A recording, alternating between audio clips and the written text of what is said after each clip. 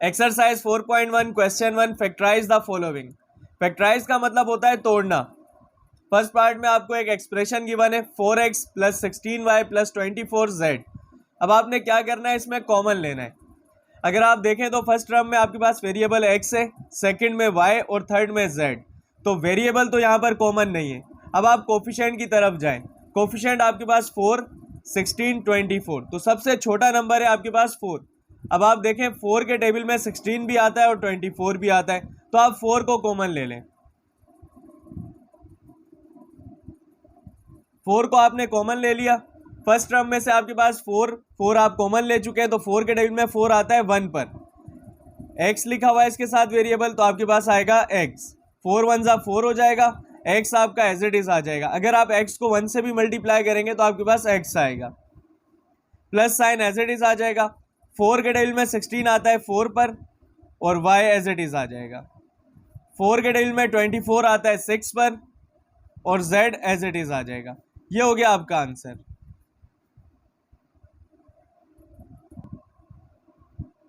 Second part है आपके पास x square plus 3x square y plus 4x square y square Z.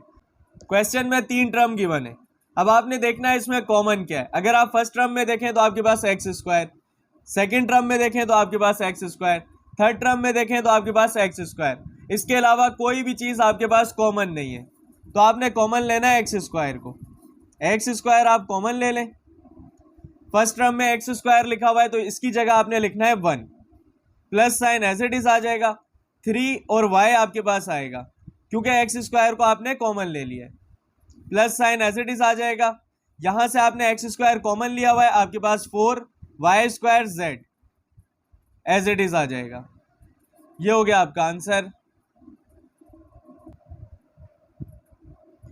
Third part है आपके पास 3pqr plus 6pqt plus 3pqs। अब आपने देखना है इसमें कॉमन क्या है। सबसे पहले तो आप कोफिशिएंट देखें 3, सेकंड टर्म में कोफिशिएंट है 6 और थर्ड टर्म में कोफिशिएंट है 3। तो अगर आप 3 को कॉमन लेते हैं तो 3 के टेबल में 6 भी आता है 3 भी आता है, तो आप 3 को कॉमन ले सकते हैं। अब आपने वेरिएबल देखना है। आपके पास फर्स्ट टर्म में p नज़र आ रहा है, सेकंड में भी p और थर्ड में भी p, तो आप p को कॉमन ले लें। अब आप q को देखें तो फर्स्ट टर्म में भी q है, सेकंड में भी है और थर्ड में भी है, तो आप q को भी कॉमन ले लें। अब अगर आप r को देखें तो फर्स्ट टर्म में r है, सेकंड में r नहीं है, आप r कॉमन नहीं ले सकते। इसी तरह t आप कॉमन नहीं ले सकते और इसी तरह आप s भी कॉमन नहीं ले सकते। तो आपने कॉमन ले लिया 3pq। फर्स्ट टर्म में से आपने 3pq तीनों चीज़ों को कॉमन ले लिया, तो आपके पास क्या बचा r। सेकेंड टर्म में 3 के टेबल में 6 आता है 2 पर, pq आपने कॉमन ले लिया, t आपका एज इट इज आ जाएगा, plus sign as it is आ जाएगा।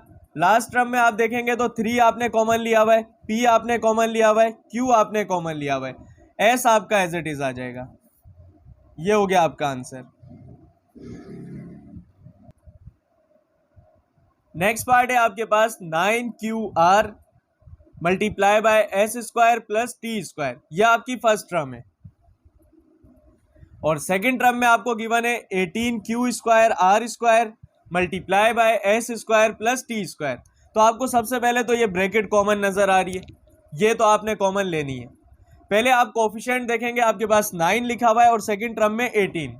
9 के टेबल में 18 आता है 2 पर, तो आप 9 को भी कॉमन ले लें। 9 कॉमन ले लें आप। अब आप देखें आपके पास q लिखा हुआ है, इधर भी q लिखा हुआ है। फर्क ये है कि यहाँ पर q की पावर 1 है, यहाँ पर q की पावर 2 है। तो आप क्या करेंगे, q की पावर 1 कॉमन ले लेंगे, क्योंकि 1 1 तो दोनों में सेम है ना। आप कॉमन वो चीज़ लेते हैं जो दोनों टर्म में मौजूद हो, तो आप q कॉमन ले लेंगे। इसी तरह r आपके पास 1 और सेकेंड टर्म में r आपके पास 2 है, तो आप r कॉमन ले लेंगे और ये ब्रैकेट आपने कॉमन लेनी है S square plus T square. First term में से आपने क्या कॉमन ले लिया, 9qr, ये भी कॉमन है, S square plus T square सब आपने कॉमन ले लिया। तो आपने इन सब की जगह क्या लिख देना है, 1 लिख देना है, plus sign as it is आ जाएगा। 9 के टेबल में 18 आता है 2 पर, 9 2 18। q आपने 1 कॉमन लिया, यानी एक q आपने कॉमन लिया है, यहाँ पर 2 क्यू थे, एक बाहर आ गया तो एक क्यू आप अंदर लिख लेंगे। इसी तरह आर भी आपके पास 2 है, आपने एक आर कॉमन लिया है तो आप एक आर ब्रैकेट में लिख लेंगे। S square plus T square आपने कॉमन ले लिया है तो ये नहीं लिखना आपने। ये हो गया आपका आंसर। नेक्स्ट पार्ट है आपके पास z square x divided by 16 minus x square z square divided by 8 plus x square z cube divided by 12। अब आपके पास फ्रैक्शन में क्वेश्चन गिवन है तो आपने परेशान नहीं होना, आपने अपना सेम मेथड अप्लाई करना है। आप सबसे पहले इसमें कॉमन लेंगे।